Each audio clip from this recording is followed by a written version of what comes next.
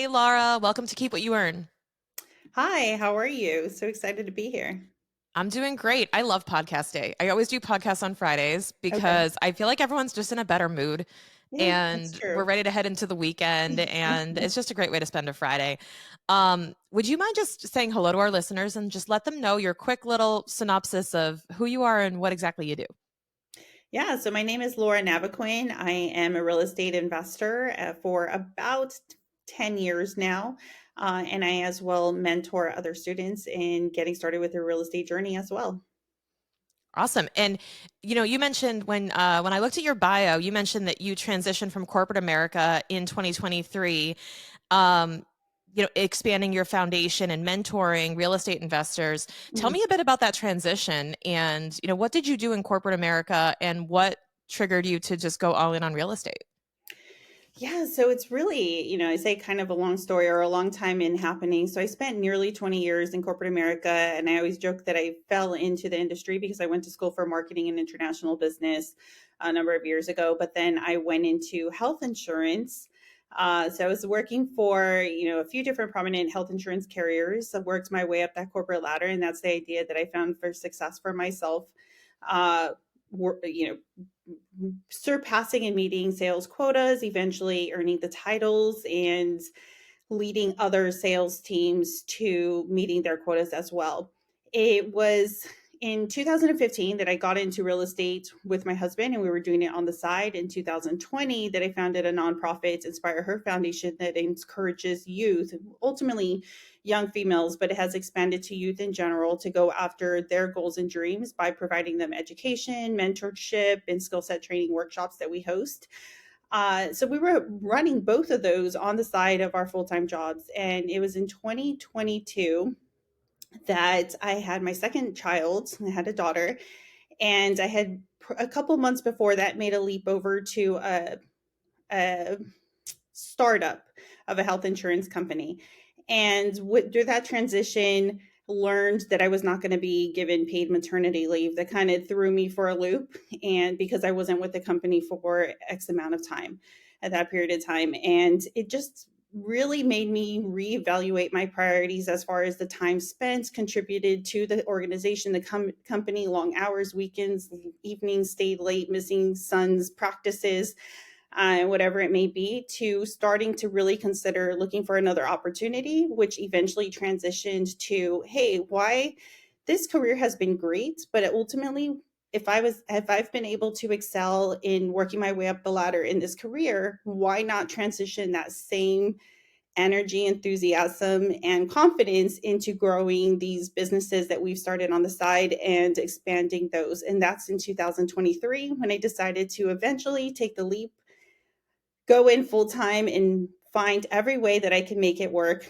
to grow both the real estate portfolio that we had, mentor others because I was getting a number of questions from friends and family on how to get it started in real estate themselves over the past couple of years, and then also really focus on contributing time and energy to growing the nonprofit and in getting into other communities, both in New York and Florida as well. Yeah. And you mentioned something really important there that I always tell our listeners, which is when you leave a corporate job, you think it's this giant leap and you're starting over at reset at level zero. And you're Mhm. like, I have to start all over again and I'm of a certain age. And it's like, you're not starting over again. You're going back to like level one of the video game with all of the skills, all of the weapons, all of the level ups that you've already gotten from your first round. Like you get to go through and you're going to go Exactly. through so fast because you're going to carry that knowledge with you. They don't Exactly. erase your mind. You don't go back to being 22 and naive. You're like, Exactly. hey, I'm starting now and I can do this the right way and the way that I want to, and using all the knowledge I have to, lay a new foundation. I think it's insanely powerful to do that. Exactly. And I would agree 100%, if not even further.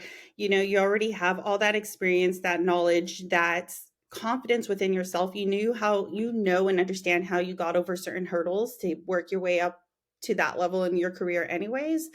Now let's transfer that same skill set and confidence over to what it is that you're doing, and the mindset that even if you are learning something new, regardless, you're learning something new in corporate America or your job anyways, because things are always evolving and you're always having to follow change and learn and adapt.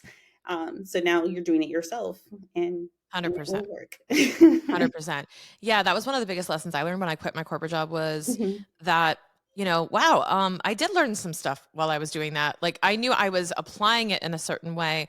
I had never applied it in a new context before, and I realized how transferable those skills were when I was forced to then apply those skills into a new mhm, area. And then it makes you really appreciate how much you've learned from those jobs. Like I wouldn't trade a single day I spent in corporate America or my firms for anything, mhm. but I wouldn't go back. Yes, So, exactly. it's just one of those things where I'm like, I'm very grateful. It's like high school and middle school. I'm like, I wouldn't go Ex back, but like, thank you for that. Appreciate it. Um, Exactly. so let's move into real estate because that's what we're going to talk about today. Mhm, And how, talk to me about how, I know you said 2015, you started getting into real estate. mhm, When did you realize that this was something you really wanted to lean into and mhm. mentor other folks on? Talk to me a little bit about your specific real estate journey. Yeah, so, I say take it back to 2015. It was something that my husband had actually spoken about for a couple of years. Then he was my boyfriend, now my husband.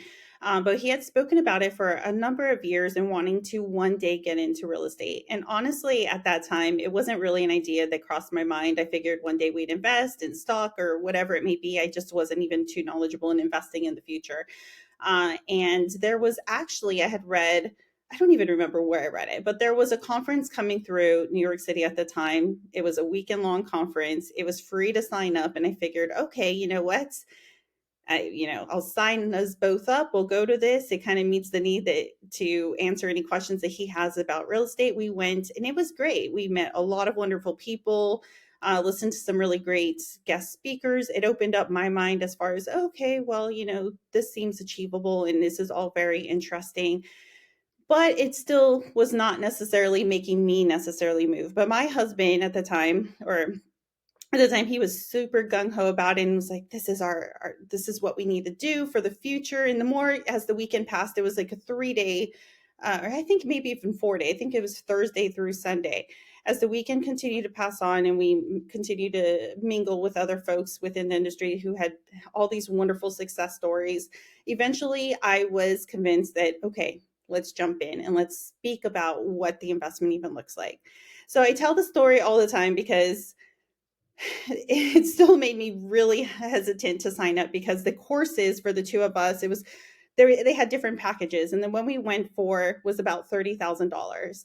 And that was a huge leap for us at the time. We were working even side gigs at the time to pay off student loans so that we can eventually buy our own place and travel more, do whatever it may be that we desired. So by the end of the weekend, decided to take the leap, kind of held my breath, applied for a loan, and took out the loan for us to go through this training. Fast forward a couple weeks, we got our books in the mail. We had books every week or so. I think it was once a week. We had an online course that we had for a year, and we signed up for the additional package where we actually got a mentor for one weekend. So we got to pick which weekend in the year, which market we wanted to be in, and so forth.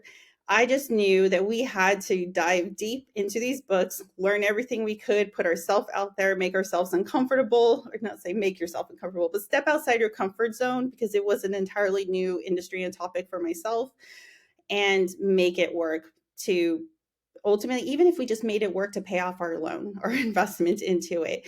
And that was ultimately our story and how we got started. So after work, we'd come home, we'd have dinner dates, we'd make, dinner, dive into the books, trade off on books, have conversations about it, spend weekends in Starbucks going through our textbooks. And that really and it worked for us. It was actually fun. It was something that we looked forward to. We had we'd create a goal, different goals that we had as far as what we would do. And the first method that we got into at the time was wholesaling. So we lived in New York City. We would take the bus or path over into various cities in New Jersey. So Bayonne, Jersey City, Secaucus, and we didn't have a car, so we'd walk for dollars. There's a term very popular in real estate, drive for dollars. And at the time, we'd walk for dollars, we'd make notes, and that's how we got into real estate investing. So our first, and I always say, even to this day, regardless of what it is you're getting into, it's that first one that is the hardest. Once you get past that first one, it builds a little bit more confidence to go after that second, that third, and eventually, not to say becomes like the back of your hand, but you become so much more confident, so much more comfortable with it that you're able to repeat the process much easier. And that's what it did for us. So, helping us to pay off student loans, pay off a wedding that we eventually planned, flying out guests, and it was a weekend event. So, we had these different goals, and that's how we got there through wholesaling. And it wasn't until fast forward 2020 that during COVID that we began speaking about, all right, let's really start building our real estate portfolio and looking for properties. And that's what we were doing. Actually, I believe it was 2019 when we started looking, but it was in 2020 we started making offers. In 2021, getting our first properties, our first two properties, which I share about as well, because we purchased those with money that we saved, so our own personal funds, and then started feeling a little frustrated because then we felt we were getting capped out, investing our own personal funds. And so we learned further about um, creative financing and getting access to other means of capital and really being able to grow and expand our portfolio. And then fast forward to 2023, when I left my corporate job, really putting our heads down into that, leveraging those relationships that we had built over the past number of years and being able to,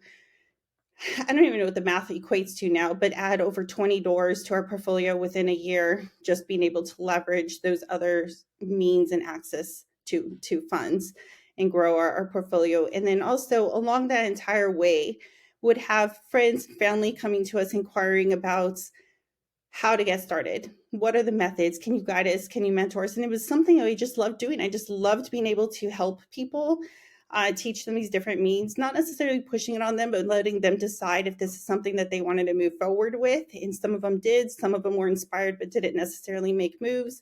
But being able to assist them and help them with those questions and the knowledge that we had and gained throughout the past almost decade, that I really turned around and decided, let me go out and speak about these trainings and share this wealth of information with others and try to give information to others to pursue these types of goals as well. And not necessarily, perhaps for some individuals, it's not necessarily to leave your corporate job, but even to do alongside your corporate job to invest in your future and create longer term wealth by building a real estate portfolio.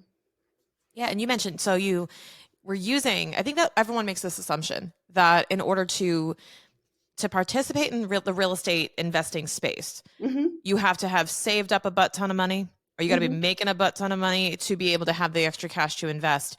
And I feel like it feels inaccessible Mm-hmm. to a lot of people because they see wealthy people investing in real estate, or they hear about these strategies and they're like, well, that's not for me, or I'm not there yet, or Mm-hmm. whatever excuse they have.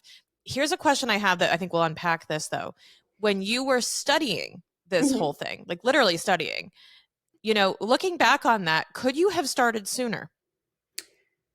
So I do think we could have started sooner. We just didn't necessarily have the knowledge or the confidence to know how to start sooner.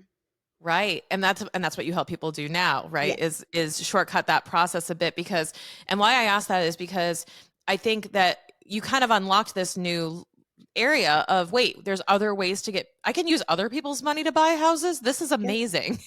Yes. And then you realize that and you go, I should have been working on how to get other people's money instead of how Exactly. to and then instead of how to find the perfect house.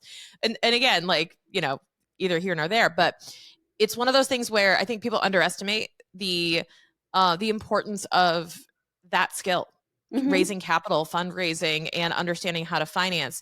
I want to go into that, but I also want to go into first um, simplifying Hmm. the starting process in real estate because you kind of have this way of breaking it down like guys, this is not that complicated, it is accessible to you.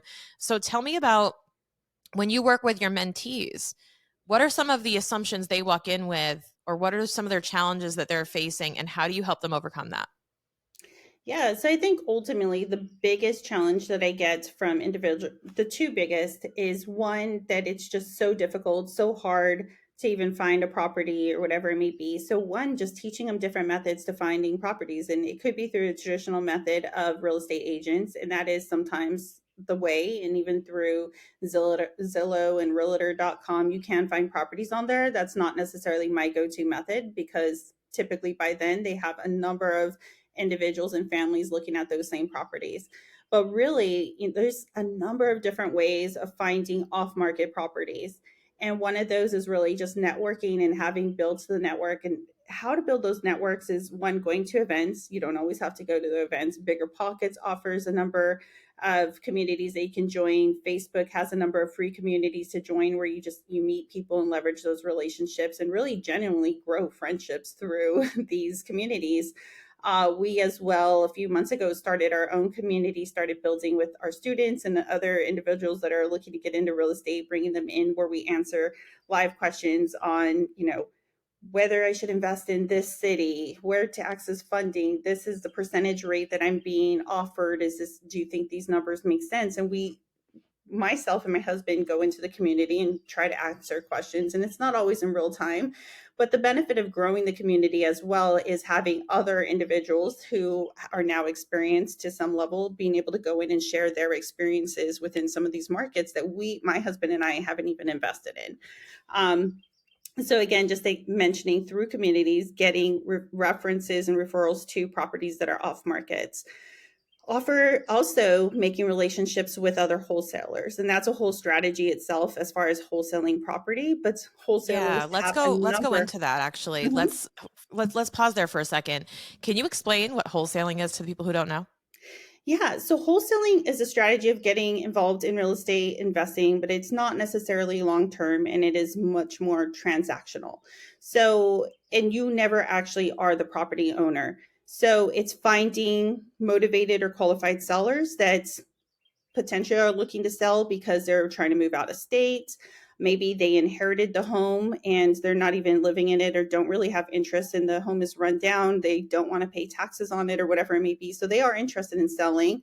So there's a number of ways to find motivated sellers. Leveraging or reaching out to those motivated sellers, having a conversation with them as far as selling their home, and since typically, not always, but typically these homes need a little love and care as well. Uh, if the comps or the going rate for a 2 bedroom, 2 bath in that particular area, let's just make up math here, is $200,000, perhaps because their home is set in the 1960s, they need some landscaping, they need a new roof, whatever it may be, you can come in and offer them under market price. Of course, you need to make sure the numbers make sense because you need to make sure the price you're offering them plus the rehab is still going to bring you in a little bit better than the going ARV, which is the comps in the area, that $200,000.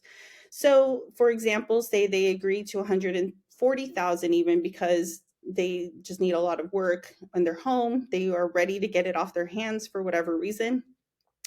Now you contract them. So you have a seller contract with them that they're willing to sell their home at 123 Pine Avenue for this particular price.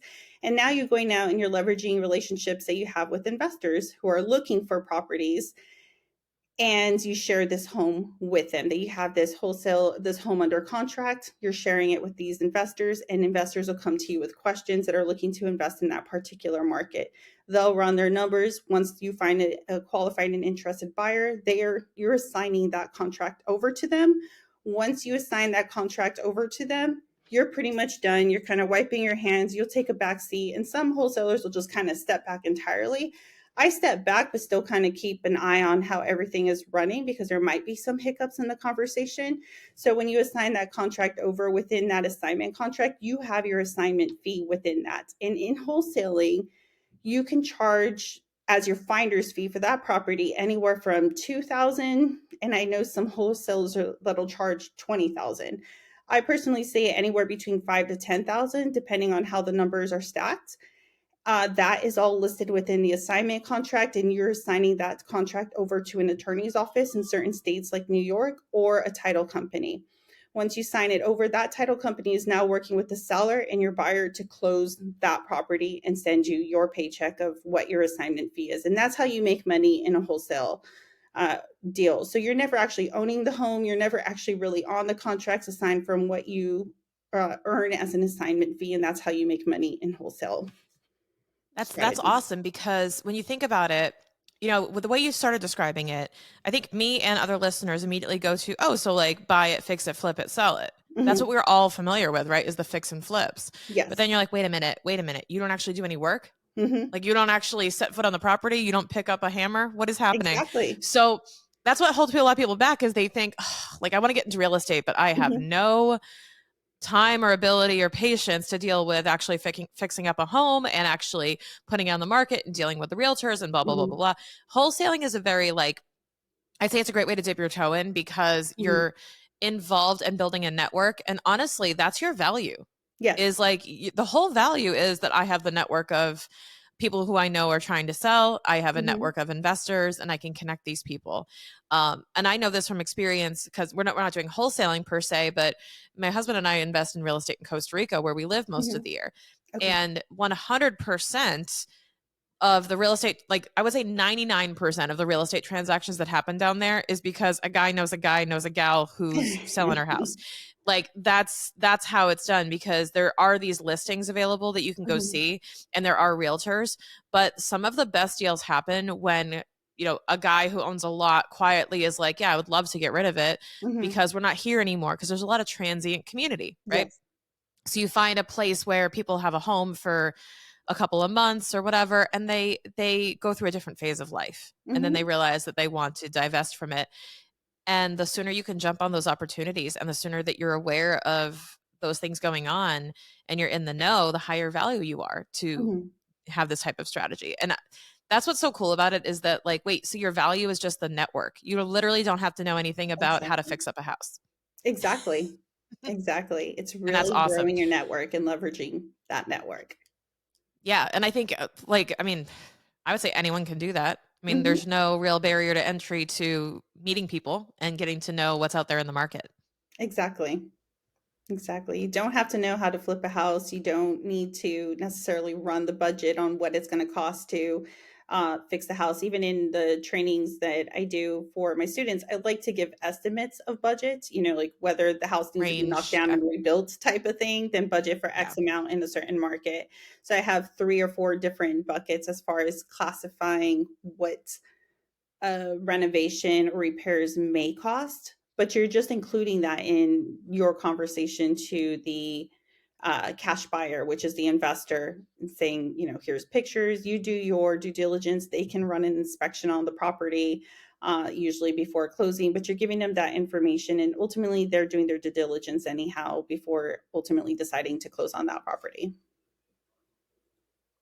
Okay, so we've gone through basically how you got started in real estate, Hmm. the wholesaling strategy that you kind of used to get to know the industry. Hmm. Uh, but now I want to dig into the capital part of it Hmm. because I think that is one of the most like the biggest aha moments that real estate investors hit is, wait, I don't have to use my own money.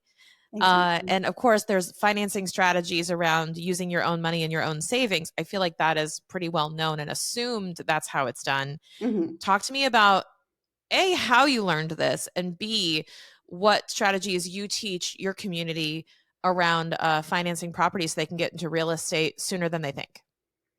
Yeah, so I say ultimately how we had heard about being able to access private money and hard money lenders, but it's not something that we really sunk our heads into initially.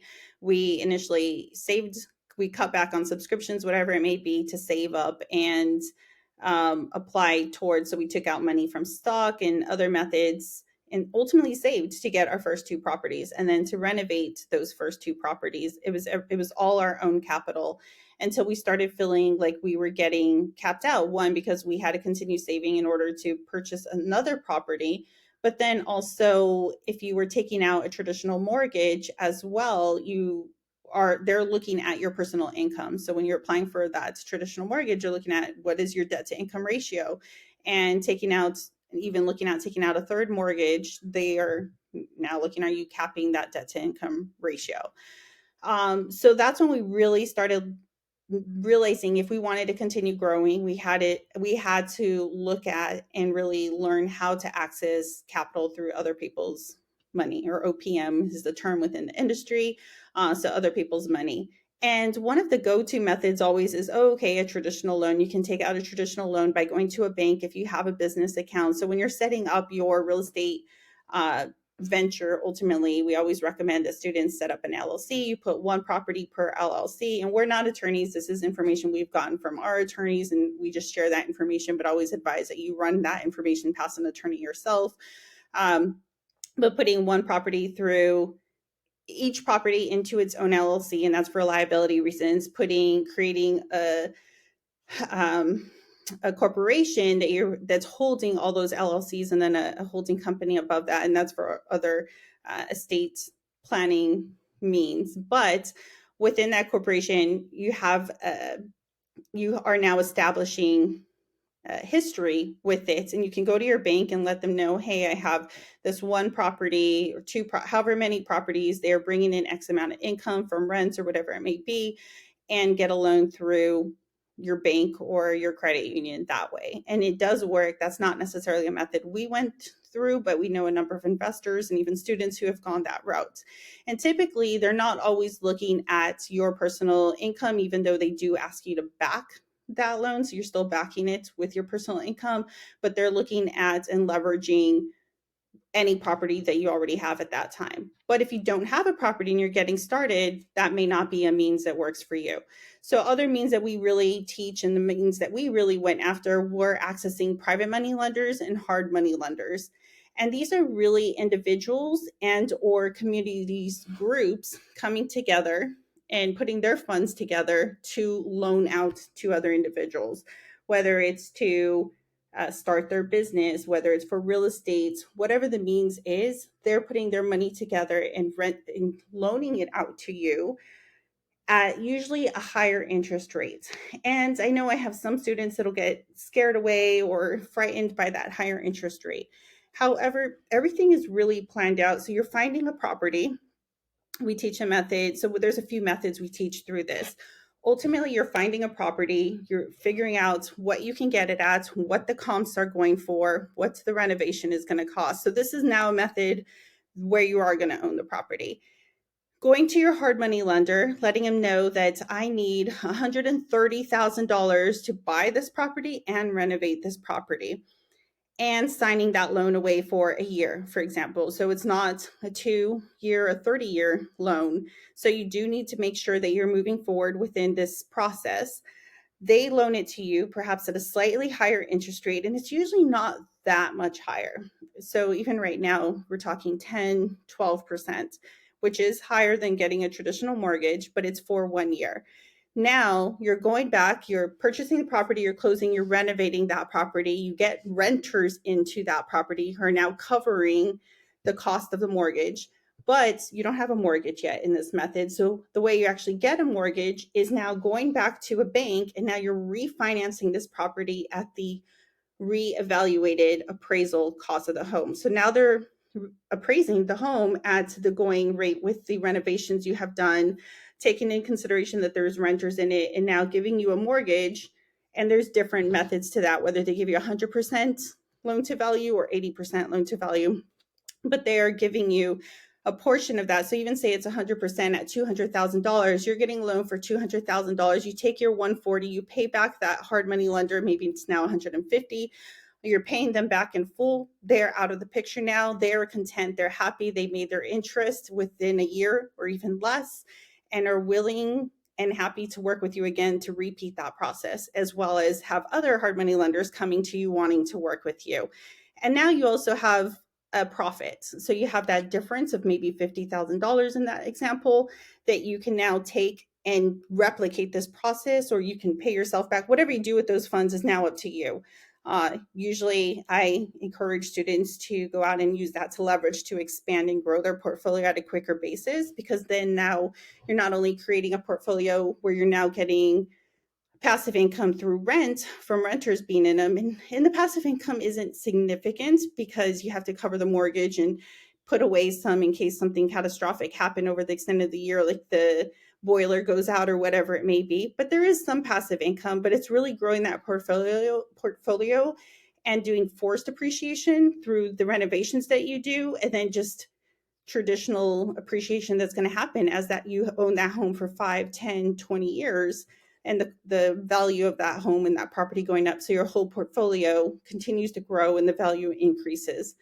as well. And so that's another method of accessing. So I derailed a bit, I apologize, but explaining a particular method. But it's private money lenders, hard money lenders, and then also coming together in partnerships. So once you have those funds, for example, that difference of $50,000 in profit, you can come together and partner with another investor as well as another method and going in on a project where you're going to now split it 50-50, but you're putting your funds together so you don't even have to pay an interest. You can do another property and then split those profits at the end as well. So that's another method also. Yeah, there's just so many different creative ways to your There point, and I really think are. it's almost like, and I tell this to my business owners as well. Like, so what Laura's describing is very similar to what I do with business, where I say, hey guys, like it's not just about like save up my money, start an LLC, and it has to be fully funded by me and me alone. You can start getting really creative with either taking on investors, taking a loan from someone, even doing deals where, for example, and I'm sure this translates into real estate as well, but I've seen deals where, you know, business A will ask business B and say, hey, I need some capital for a particular ad campaign that I'm going to run. Whatever that ad campaign generates, I'll give you 10% of the revenue generated Mm-hmm. from that if you give me the capital to have the campaign. Mm-hmm. And it's kind of like everybody wins because Yes. you're participating in the exact growth that's going to happen. And very similar in real estate, you can get just as creative. You can say, listen, Exactly. I need capital for this property. It's going to be an Airbnb. It's expected in this area for this time of year to Mm-hmm. generate X dollars every month. If you fund this as a joint venture with me, I will pay you X dollars based on what it generates or whatever that looks like. Mm-hmm. And it doesn't always have to be literal partnership in an LLC. It can also Mm-hmm. just be contracts where you're saying, hey, if you help me with this, I help you with that. Mm-hmm. And you can actually establish a ton of different agreements out there on how Mm-hmm. you want to set this up. I think that people have this like assumption that it's one type of flavor. Mm-hmm. That in order to invest in real estate, I have to have money or know people who have a crap ton of money to do it. And Yes. it's like, you really can get creative with it, but also you don't have to be so scared of these big assets. I think people are intimidated by the physical size, quite Mm-hmm. literally, but also the magnitude of the investments because maybe to make 10,000, Laura, to your point earlier, to make 10,000, you're wholesaling assets that are worth 500,000. And it can Mm-hmm. be kind of scary when you're dealing with that and you feel like there's a big risk. Can you talk to me about how you help people kind of overcome that hesitation or that intimidation of real estate? Yeah, so part of it is I speak to people about imposter syndrome as well as build just confidence, building up your confidence, and it's all about mindset as well. So I think some individuals come in and it's too scary, and just as you mentioned, oh, the home is 400,000, 500,000. That's too scary to get involved in as a side thing or something that I'm very new to, and literally walking them through the strategy. And then I have students that'll, keep thinking it, rethinking it over and over. And, I literally just try to push them and say, you need to get out there and try it. You can only read about it so much and be told about it so much until you get out there. And really what's going to boost your confidence is once you get that first deal, like how excited you're going to be, how you're going to celebrate, and that confidence that you get from that. And are you going to know everything even when you get that first deal? Absolutely not. There are things like in anything else you do in life that you may be very knowledgeable about and equipped, but there are also always going to be lessons to be learned along the way. And I am always still to this day learning lessons and getting advice as far as how to better do something or how to set myself up better for the future and in different methods of the business. But encouraging students, so one thing I really do like to build around them is the community and the sense of community. So and that's why we actually started our own real estate community a couple of months back, just because we were referring individuals to Bigger Pockets, go to Facebook groups. Those communities are all really great as well, but let's build a community of individuals that we all know with one another, and being able to sign in and access your question. So you have a question, reach out. Maybe I don't answer you this afternoon because I'm busy with my children, but I will get back to you and answer you, whether it be myself, my husband, other individuals who have been doing this for 8 months or 8 years, being able to answer your questions and guide you through some of that hesitation you may have, give you references to maybe certain credit unions that work better with real estate investors versus others. Um, and so forth. So, really building that community, encouraging you to lean on that community. And when you do have, if you do make a mistake or have an oh moment, it is not the end of the world. We fix it. And sometimes, most of the time, those are the moments that make the biggest lessons in our life, because we'll never forget those lessons again, type of thing. I really, truly believe that. Um, but then also just pushing yourself outside your comfort zone. And again, that goes back to having the community behind you to answer those questions, when to lean on and ask those questions when you don't always know or have the knowledge to feel comfortable in that decision. Exactly. And I would say, I would venture to say that most people who have achieved, you know, generational wealth or true impact through investing in real estate definitely didn't know everything on their first deal, and probably did that because of the 18,000 mistakes they made along the Yes. way. You don't go to the gym for the first day, guys, and like pick up and bench press 300 pounds or whatever it is. Like, Hmm. that's not, you have to put the reps in to get Exactly. stronger, and you're going to break down your muscles and they're going to rebuild, Hmm. just like you're going to break yourself in of these with this skill set. And yes, like, you're dealing with big assets, you're dealing with big money here, but you also have to be willing to learn and be willing to invest in the education. I always say that some of my most expensive mistakes I just call, well, that was tuition. Hmm. Like, that was just the cost of tuition, Yes. because sometimes you hit these cash flow ruts, sometimes you hit these issues, the profitability dips, and you go, well, this is great tuition. Hmm. Like, Exactly. I am walking out of this learning a ton so I can do this better next time and avoid these types of mistakes. I think some mistakes are unavoidable because you're Hmm. learning, and you just have to be able to embrace that. Exactly. I would agree. Yeah. 100%. What would you say, as one example, Laura? What's one thing, if you could go back to your, let's say, 2015, 2016 self, and you got to give her one piece of real estate advice, what would it be? I would have said, or even tell myself back then, jump into building a portfolio a lot sooner. And again, even though we were already diving in with wholesale deals and feeling pretty comfortable repeating those types of deals, the idea ourselves of going after and building a real estate portfolio was a little scary. It was like we had to save a lot of money. We had to, how were we going to save a lot of money to start that? Even if it was with one tiny property, it just seemed too distant of an idea. So I wish I can go back to myself even a year or two down the road, so 2017 or so, and tell myself there are so many different methods. Go out there and meet people, talk to people, put yourself out of your comfort zone and ask. Everything is about making relationships and asking too, because so many different things that I didn't know, someone is there to tell me who to go to or give me guidance as far as information on what it is that I'm hesitant about.